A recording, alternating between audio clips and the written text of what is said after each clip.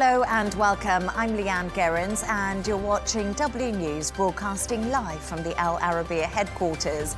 These are our top stories. Hamas reviews a US ceasefire plan but says it fails to meet its core demands. A former Royal Marine appears in court over the Liverpool Trophy Parade incident. And Diddy's ex-assistant, who claims she was repeatedly sexually assaulted by the former music mogul, continues to give testimony in New York.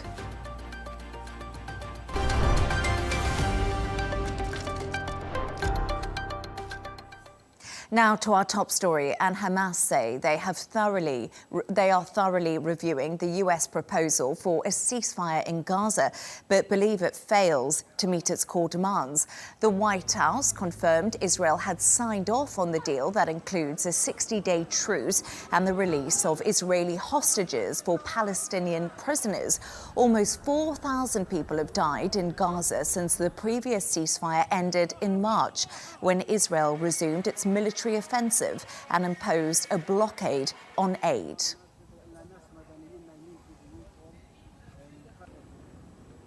For more on this, I'm joined by Dr. Elie Al-Hindi, Professor of International Relations at the American University in the Emirates. Dr. Elie, first off, let's chat through the reported deal. We believe it includes a 60-day pause in fighting and the release of 10 living hostages, plus half of the known hostages who have died over the course of a week.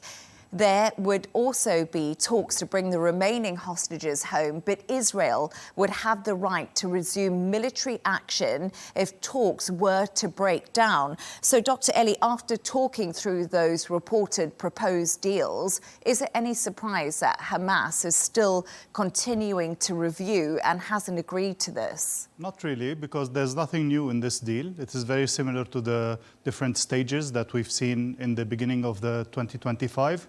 And unfortunately, it's truly a fact that these demands or these offerings are far from what Hamas wanted.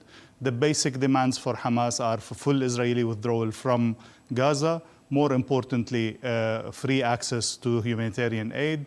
And of course, one of their conditions is the long-term peace, is that this would be a step towards a full peace or ceasefire at least, not simply a temporary truce for a few days. And there's no guarantees whatsoever that the Americans have on the table, or even the Israelis are willing to discuss what is the next stage or what is the final stage in this situation.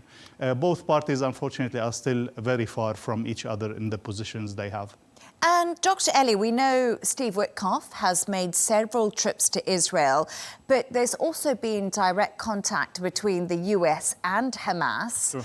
And I was just wondering, the US clearly, Dr. Elie, wants a win here, but how long are they willing to wait for it? I think Trump, as we all know, has promised, peace deals all through from the first day in office. It was really a nice surprise for him that the deal on Gaza happened only a few days before his arrival to office. But then again, this failed to hold, and this collapsed only a few weeks after that. Now he's facing challenges on the Russia front, on Iran front, on all different fronts and promises, even internally, the tariffs, all of that. He's facing really some strong challenges, and I think he really needs a win. That's why we saw Witkoff more involved, directly involved, putting points that he did, talking even directly to Hamas, which they never did before. So all of these are saying that the US is more strongly involved. But can they bridge the gap? As we said, it is just too far. Do they have enough leverage? Can they pressure either Netanyahu or Hamas enough to accept at least a temporary ceasefire, which would be a temporary win for Trump? We have to wait and see. Unfortunately, the long-term thing, something needs to break so we can see a way through. Either Hamas really collapsing under the pressure of military and internal pressure from its people, from the people of Gaza, or really Netanyahu have a shake in the government and a weakened position so he can be forced to move through with something that is more logical. And We've seen Europe, and they've been quite interesting because they've directly taken a stand on the humanitarian situation that is unfolding in Gaza, Dr. Ellie, with some directly supporting backing a Palestinian state. Is this a massive loss to Israel? They appear to be losing their really strong allies. Very true. I wouldn't go to say as losing their allies, but definitely on the strategic level, Israel is losing its international support that used to be unconditional at times and very slightly conditional in other times. Now we're seeing definitely a strong push by Europeans, but even the patience as of the Americans is getting out of hand, as we said. I think there's a strong push to refuse what's happening. It's becoming too embarrassing to the international community, too horrific. The loss of life, the humanitarian catastrophe, all of that is becoming too much for anyone to handle. So the Europeans, which are usually a bit more true to the values that the EU they would like to present as their values and so on, they need to take a stand and they need to say, yes, we will support the standing of a proper Palestinian state with a proper livelihood of that state and the ability for it to live. This does not mean in any way that they will become enemies of Israel or that they would cut their ties with Israel in any way. And if we just touch on the humanitarian situation, the UN has called Gaza the hungriest place on earth as aid continues. It's just trickling in according to reports at the moment. What obstacles are making it so difficult at the moment to get that food to the people who really need it? There's so many obstacles to count, from the absolute failure of any infrastructure that exists there. Any logistical infrastructure does not exist. And even the organizations that usually handle this are no longer there, including all the UN agencies and all the international organizations. The solution or the attempt of a solution was, again, to bring in the Americans and that new institution that they created. It failed in places catastrophically, like we saw a couple of days ago.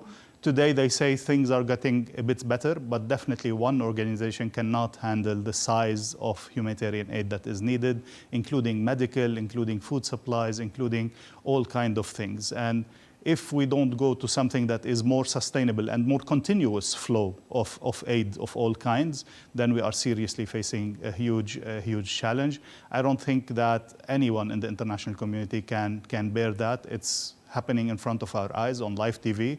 People are simply starving to death, and this is not possible to accept. Yes, and starving to death while the offensive by Israel does carry on. Definitely. Dr. Ellie, stay with us because we'll come straight back to you. So we can now bring in a former Israeli consul, Yaki Dana, in Tel Aviv. Yaki, thank you so much for joining me this evening. And you've heard from our previous guest who's here in the studio with me, Dr. Ellie. Does Israel recognize the UN's take on the situation in Gaza as people are fighting for their lives in the hungriest place on earth, it's been called? The UN, first, the name is Dayan, but beside that, good evening. I'm happy to be with you. And the UN has been taking a very negative role so far in this conflict. I mean, UNRWA not only was harboring terrorists, but also and giving shelter, but also motivating and playing a very negative role. So the idea was absolutely to bypass UNRWA, and it took some time in order to create a new mechanism, which is working. I mean, it takes time. It is taking place slowly, but it is working. And no doubt what Israel wants to see now is the UN organizations joining this mechanism. The whole idea of the mechanism is to bypass Hamas, because the Hamas was controlling the humanitarian aid. They were stealing it from their own people. They were selling it in the market, and it reinforces the position of the Hamas. So the whole idea of the humanitarian aid is to bypass Hamas, and the creation of this mechanism, new mechanism, is in order for the UN organizations to join. So far they haven't, but this is basically the idea of the new mechanism that was created to distribute food in Gaza. Videos have emerged of Israeli protesters attempting to block aid trucks actually going into Gaza. Do you think this is acceptable? Because you say your mechanism is currently working, but it's also failing on many fronts. It takes time. I mean, it took a lot of time to create this mechanism. It was very hard to create such a mechanism. But the idea to create such a mechanism was because Hamas was stealing the merchandise, was stealing the food, was selling it in the black market, was making a lot of money and hustling with all the food. So that was the attempt to create a new mechanism. I don't think that any blockade of food is actually relevant, because eventually the biggest obstacle, and as was rightly mentioned before, I mean, there are so many obstacles to distribute this food, but I don't think that blocking the food by people that oppose the idea of sending humanitarian aid while the hostages are receiving nothing in Gaza is one of the obstacles. There are many other obstacles, but this is definitely not one of them. We know Netanyahu has accepted the terms of the US proposal. Israel wants Hamas to disarm. Meanwhile, Hamas wants a full withdrawal. Surely, as Dr. Eli was saying to me earlier, these two demands cannot be met together. So what happens now? Does Israel continue its offensive on Hamas, or are you going to actually start to see the civilian suffering that's happening in Gaza? So as you're mentioning correctly, I mean, Israel has accepted the Witkoff proposal, and they're waiting to hear the Hamas answer regarding this proposal. It is taking time, but so far the decision by the Israeli government is to continue the military operation as long as the Hamas is not giving a positive answer regarding the Witkoff proposal. So we'll see the continuation of the military operation as long as we don't hear an answer. The idea is to take control of as many places as possible in Gaza to create safe zones for the population, but the military operation would continue as long as there is no positive answer coming from the Hamas. Israel's Security Minister Ben-Gvir has said it's time to go in with full force after Hamas continues to review the proposal. 53,000 people have died in Gaza. 16,500 children are among that death toll.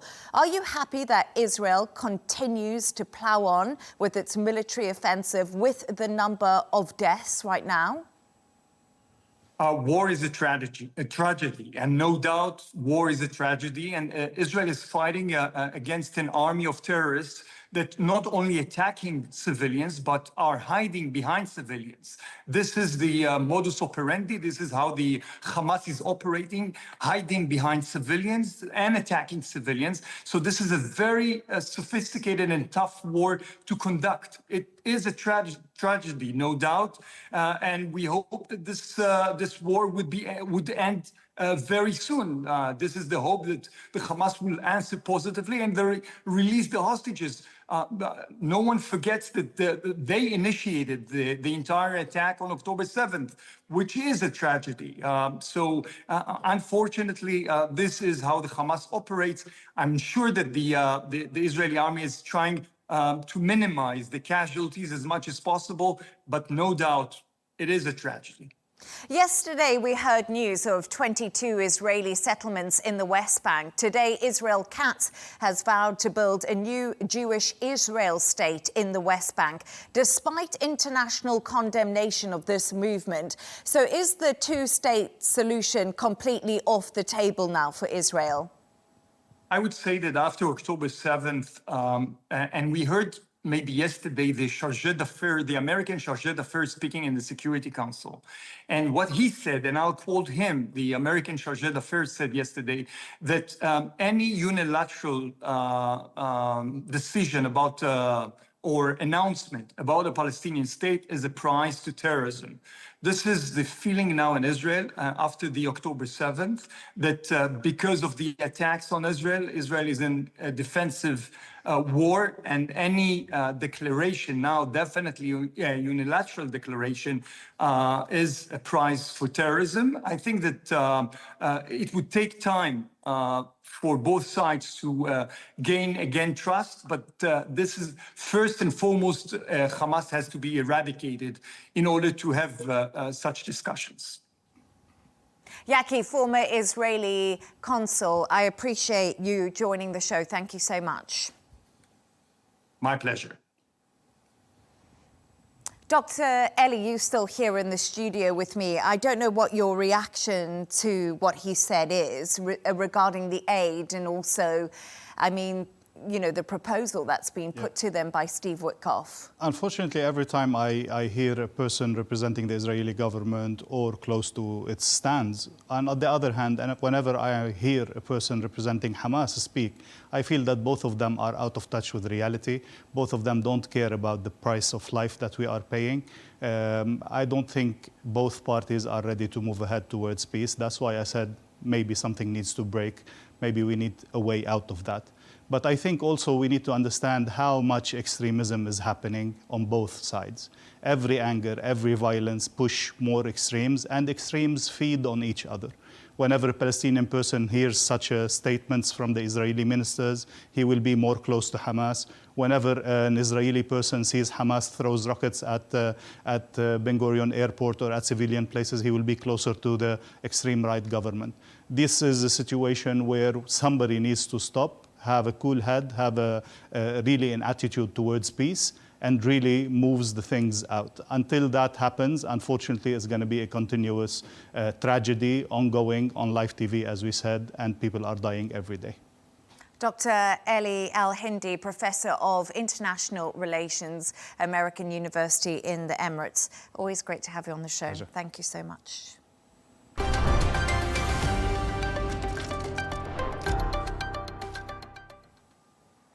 Now, Paul Doyle, the man accused of driving his car into a crowd of people in Liverpool, has appeared in court today.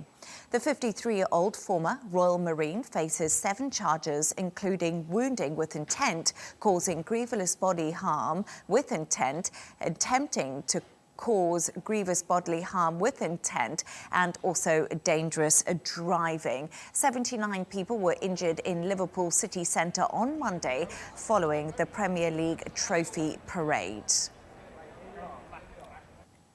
Let's get the latest from our correspondent, Ollie Barrett. Ollie, always great to have you on the show. Thanks so much for joining us. Paul Doyle was seen in court today following the incident on Monday. How did he react to those charges against him?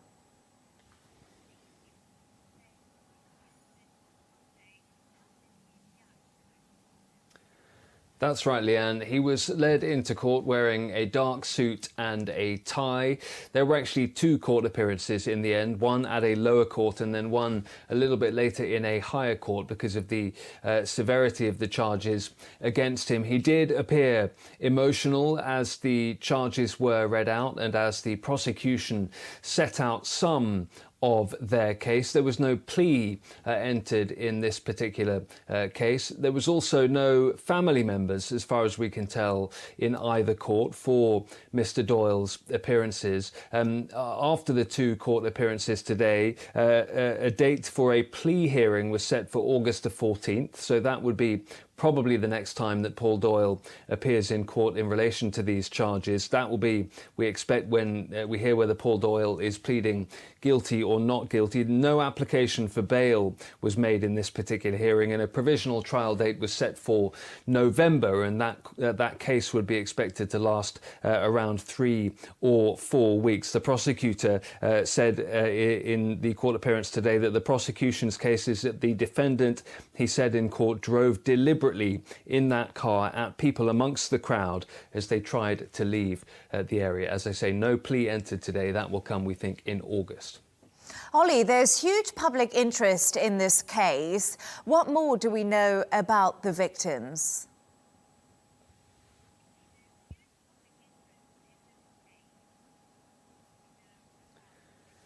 Huge public interest indeed, as you say.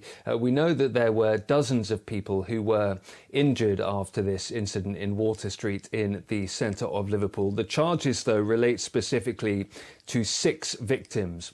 2 of those are children aged 11 and 17. Beyond that, we don't know much about the identity of the people to which the charges specifically relate, and that is for a very specific reason, which is that reporting restrictions have been placed on this case by one of the judges involved, and they have been maintained, and that reporting restriction prohibits the identification of the 6 victims named in these charges, and that's partly to do with the very high levels of public interest that you mentioned, Leigh-Ann, in this case. What we do know is some of the identities of some of the other people caught up in this episode.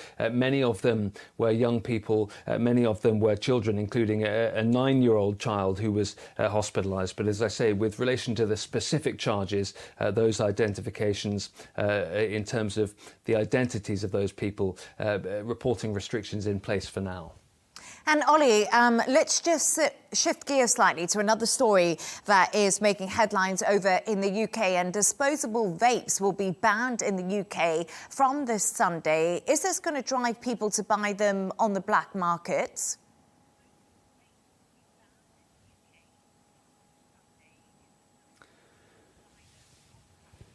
That's what some in the industry have suggested. Yes, they have worried that that's exactly what will happen.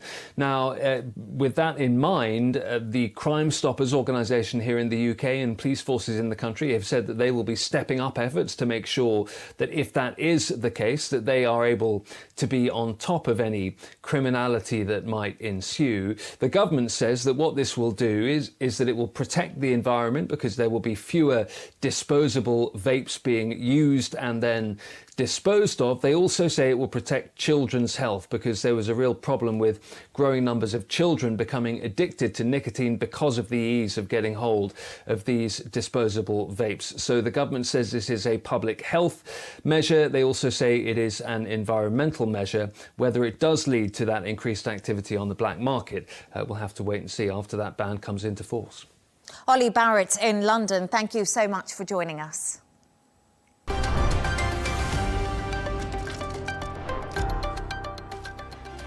Let's take a look at some of the other stories making the headlines today.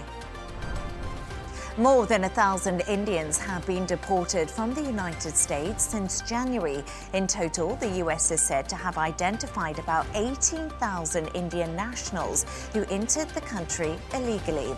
According to the Pew Research Center, 725,000 Indian nationals are now in the US without legal status.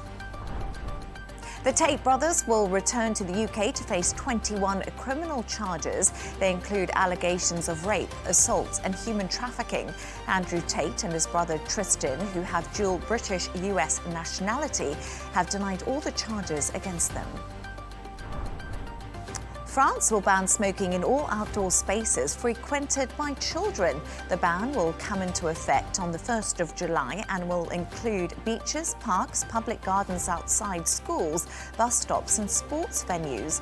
The French Health and Family Minister, Catherine Vurin, says anyone who breaks the rules will be fined €135. That's around $153.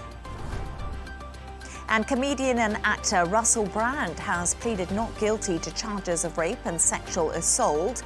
Brand was charged last month after 4 women came forward alleging that he had sexually assaulted them between 1999 and 2005. The 49-year-old will now face a trial in June next year.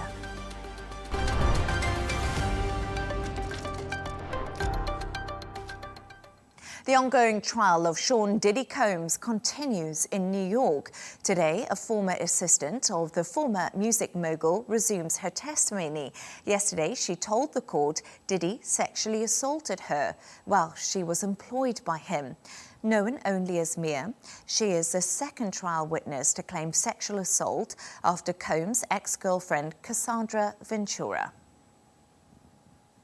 We can now speak to entertainment lawyer Kurt Doll. Thank you so much for joining me. Great to have you on the show. First of all, what are the exact crimes Diddy is charged with? He's facing both civil and criminal charges. That's correct. Yeah. So the federal criminal charges include sex trafficking, racketeering, obstruction of justice, drug distribution, and money laundering. And then he was also sued civilly for sexual assault, battery, human trafficking, and emotional abuse. So there's a lot of charges against him right now. Yes, indeed, there is. And this case, to say the least, has been a blockbuster so far. And Diddy's reputation has been severely damaged, whatever way you look at it. Can you explain how the court case will impact Diddy further and financially?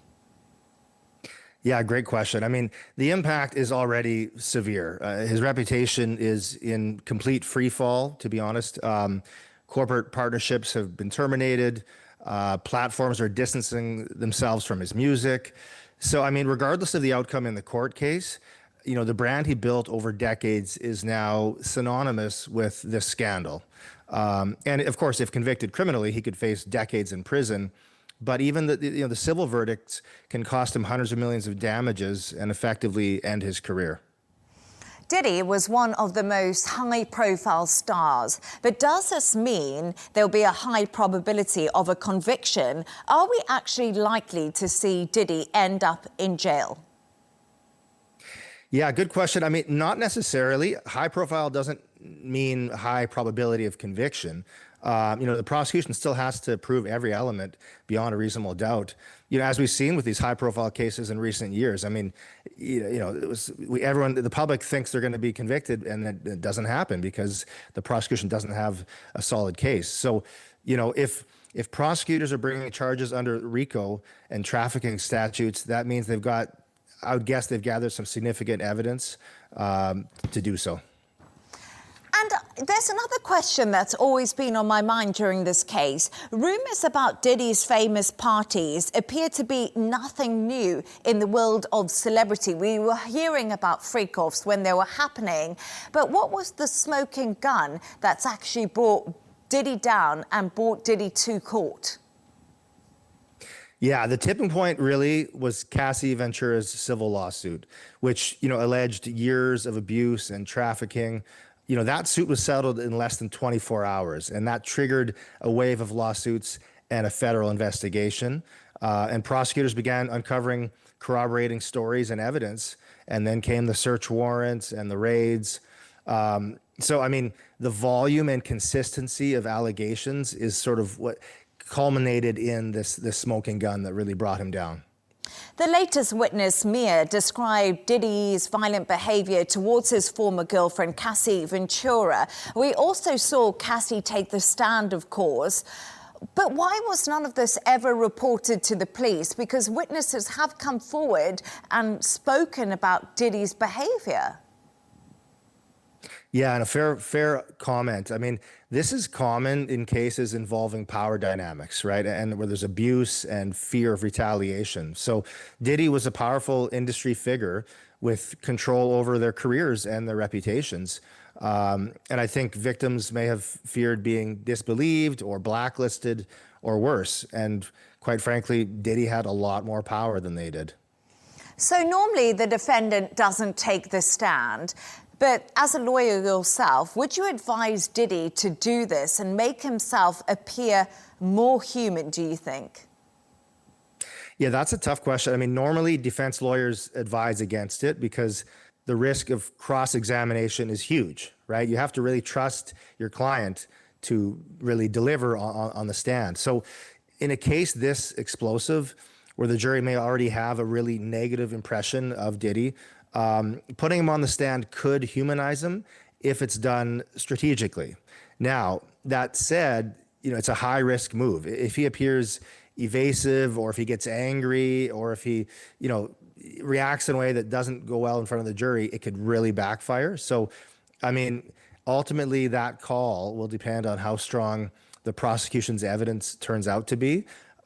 Personally, if I was his lawyer, I would be very wary of putting him on the stand.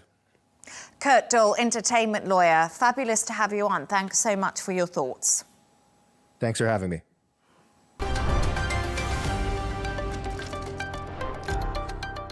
Now let's take a look at the top business news. Volkswagen is holding talks with the US government on tariffs and wants to make further investments in the country. That's according to the company's CEO, Oliver Blume. German car makers have been cautious about committing to more resources in the US, which is their biggest export market. Now, India's economy grew by 7.4% in the period between January and March. That's up from 6.2% in the previous quarter, significantly beating analysts' expectations. Asia's third largest economy benefited from strong growth in farm activity, steady public spending, and improved rural demand in the latest financial year.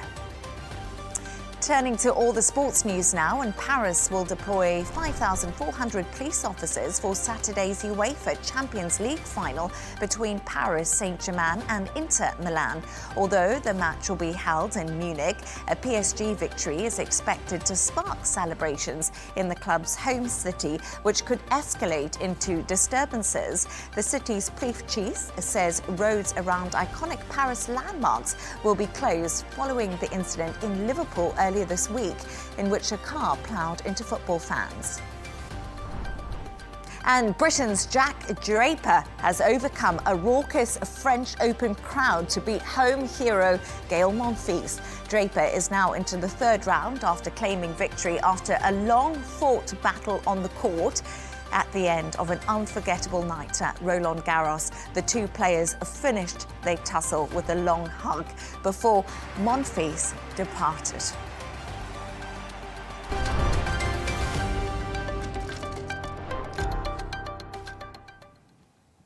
Now, if you're looking to relax this weekend and fancy getting into a new book, why not pick up a copy of What Will People Think? It's the debut novel from author Sarah Hamdan and tells the story of a young Palestinian American woman living in New York. And I'm so pleased to say that Sarah joins me now on set with your book, which looks absolutely great. Hold it up for all of us to see. Sarah and the book. Sarah, I want you to just talk to me a little bit about the plot of the book and also tell me who Mia is and why is she so concerned about what people think. Thank you so much for having me, Leigh-Ann, and thank you to Al Arabiya and to NBC for shining a light on homegrown storytelling because it's important. What Will People Think has taken 10 years for me to write. It's the story of a Palestinian American woman. She lives in New York. She's a comedian. I basically wrote this story because it's a book I would have loved to read growing up. It's a romantic comedy. It's a beach read on the surface, but it's also got this emotional depth because at its core, it's about a Palestinian family that was forcibly displaced in the 1940s. And the grandmother's diary details an illicit affair with a soldier that the granddaughter in New York later discovers. And you just discover this whole element of it's a coming of age at any age, and also a right to love who you want to love. And I think it's just about our shared sense of humanity now. And if you think about it, very relevant in this time when we are seeing, the scenes that we were talking about earlier within Palestine and Gaza. But Mia is an Arab American, as you mentioned, as you are yourself, Sarah. Is any of it autobiographical at all or based on your very own experiences? Yeah, I was listening to an interview by Toni Morrison, who's one of my favorite authors, and she was saying that a writer's first book is usually slightly autobiographical, and in this case, there are elements of my life. So I am Palestinian American, and that's kind of an oxymoron. And I think I used a lot of the stories of my grandmother from her childhood in Jaffa in the late 1930s and early 1940s, and I wanted to just bring out the beauty of that simple village life. Mm-hmm. These are stories that I've heard from my grandmother's generation, my mother's, and now mine. And I think the reason why I wanted to write something that was joyful and uplifting was so that my children might find something a little bit hopeful and beautiful, because as you said, we're watching a humanitarian crisis unfold now. And part of the difficulty for me was celebrating this incredible success that's happening with this book. It made the New York Times list and Forbes and Goodreads, and suddenly I'm getting all this wonderful, dazzling launch of my literary career at a very difficult time for Palestine and for Palestinians. And holding space for grief and joy at the same time has been really, really tricky. But I do think that literature has a quiet but very powerful role to play in bringing us together and in humanizing and showing love and joy. And this is basically just my message. We should be able to tell a story that features a strong, warm, funny Arab woman for a change. She's at the center. She and 4 other Palestinian women are at the center of this novel. And that's probably why it's also done so well, because it's so personal to so many people and to yourself. And I always think when I read books, that's what I love to think about, you know, the person who's written the book, and could this possibly be sharing part of that person's life. But you've gone from being, actually, you've had quite an amazing life, I must say. You've gone from being a Merrill Lynch banker to a New York Times journalist, so lots happened in your life, and now, of course, to an author of this book that's doing so wonderfully well. What made you actually decide to write your first novel? I always see that about people who write. They say it's a calling almost. Was that something that you found you had? That is the perfect word, is what I always say. I've always written. It's not something that came to me later. When my sister was 8, when my sister was 5 and I was 8, I would write bedtime stories for her, and I just never stopped. She still reads my drafts to this day. And I think I always wanted to be an author, but I needed to have the courage to tell this kind of story and dig really deep. I always joke and say that writing is cheaper than therapy, so I put a lot of emotion into this. But at the same time, going back to your point about this being autobiographical, and I'm Palestinian American, and so are the protagonists in my novel, it's also got a wonderful universality to it. So yes, I have worked in these corporate roles at Google and at New York Times and buttoned up, but there was an artist inside that always was wanting to burst through and create something of my own. And I think a lot of people will relate to that, to wanting to come into yourself a little bit outside of these boxes that we put ourselves into in school and in work, role as a mother. Who are you really? What's your passion? What's your joy? And this is part of me's journey. And I think that that's always hard to find, isn't it? And I don't know what you would say to other women watching this show at the moment, how you got that courage to actually put pen to paper and write your first book and to really believe in yourself. How do you even get started? It's so hard, and I don't think that there's a playbook. There's no right or wrong way. And I think that in my case, if I didn't do it, that just wouldn't be an option. It would have made me desperately unhappy not to write. It's like somebody who really enjoys singing or building something or cooking. There's an innate joy. I've always loved telling stories. So for me, it was a natural thing that I leaned into to escape work, or when my kids were screaming around the table, or it's what gave meaning to my life in a different way that was just for me. And now when my children see me, they're so excited about it. And I think my advice would be to just start, because nothing is perfect at the beginning. I have gone through, I don't even want to tell you how many drafts before we went to publication, over 15. Wow. Because it brought me joy. It's not going to be perfect right away, so just start. And also, you're never going to have time. People always say to me now, oh, if I didn't have work or if I didn't have the children, then maybe I would have time for this someday. There's never time. If you love it, you just have to make the time. Very good advice. And a scene in your book actually won a Netflix Story Award. So I don't know if you could tell me anything, but could we see this being turned into a series maybe at some point? Or could we expect this to be something Hollywood-like? I hope the universe is listening to you. Yeah. That would be a dream come true. But it was that Netflix award that was a huge turning point for me, because in the middle of the pandemic, I was very burned out from my job. I had 2 children below the age of 5. I was homeschooling, and I would just hide upstairs and try and write in these quiet moments. And I saw a competition on Netflix's Twitter handle requesting a single page with a character that was whatever background you are. And I had this book, and I took out a page and I submitted it, and 6 months later, suddenly I get this award. And it was like that little sign from the universe that I was looking for, of validation that this is worth your time and energy, Sarah. Focus on this, it could lead to something. And now I'm talking to you about my book, and I have goosebumps. No, it's absolutely wonderful to meet you. Such an inspiration. And thank you so much for coming onto my show and telling me about your book and your journey into writing it and for bringing it on set. And we wish you all the best of luck with it too. And hopefully a Netflix show I could be watching soon of yours too. But thank you so much. I really appreciate it. What Will People Think is out now. Sarah Hamdan, thank you once again for joining me on W News. Thank you for having me.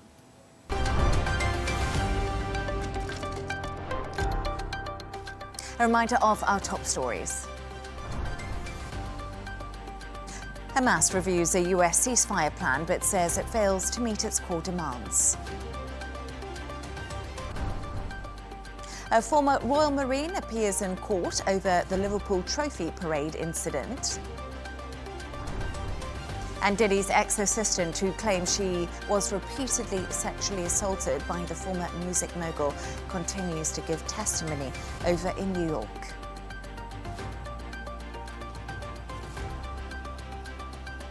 And that's all from us on W News. Don't forget to subscribe to our YouTube channel and also follow us on X. The Dressing Room is coming up next. Plus, we'll be back in a couple of hours with a special edition of W News Extra. Goodbye, happy Friday, and have a lovely weekend.